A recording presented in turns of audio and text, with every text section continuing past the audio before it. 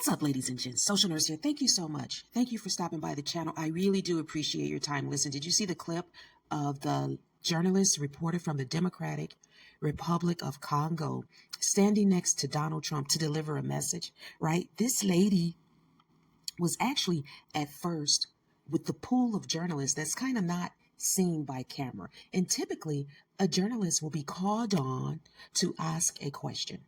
Well, this lady was called on to ask a question, but she was invited up to stand next to the president, Donald Trump, right?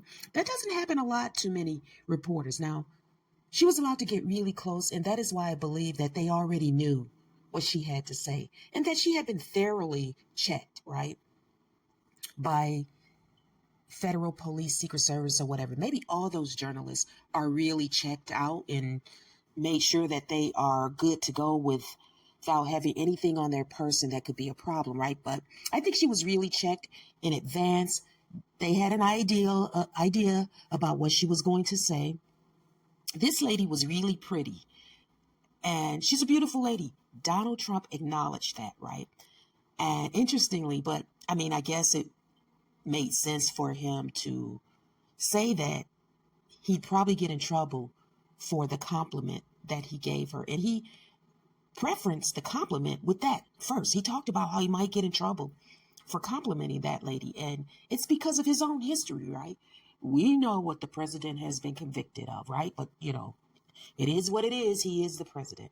So that kind of like was interesting. But he gave her the compliment and she received it. This lady remained professional while up there in front of the spotlight next to the president as he kind of looked, you know, he had to kind of look sideways to have her in his vision because she was standing up there right next to him. But interestingly, this is kind of nuts in a way that she delivered a message from the president of the Democratic Republic of Congo. Now, first of all, let me say this. I believe that the president of the Democratic Republic of Congo did ask her to deliver the message at this press conference, right? But according to her, she's talked to many people, many of the citizens in the Democratic Republic of Congo, and they are so happy about President Donald Trump. They love him. They love our president, right?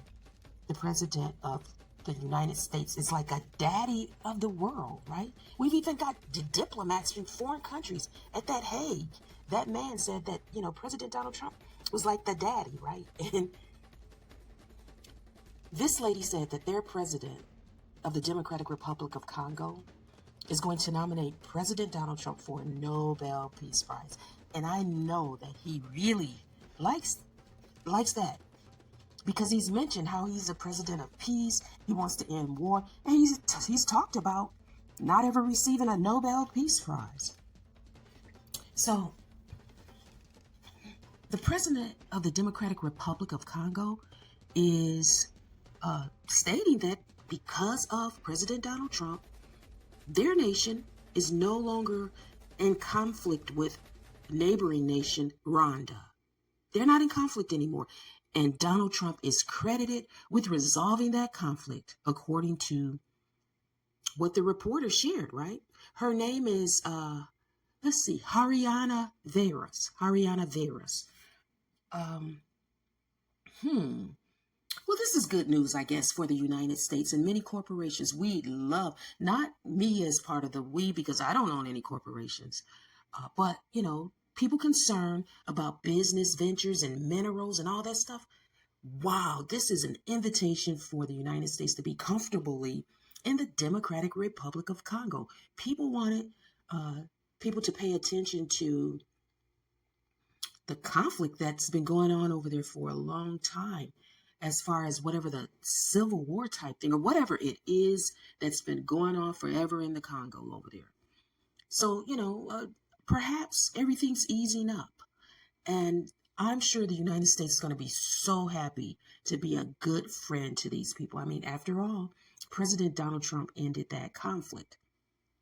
I also think that the nation of Rwanda will accept some of the deportees from the United States, right? And let's not forget Kenya, the nation of Kenya, is one of the United States' best friends, and it's hot over there.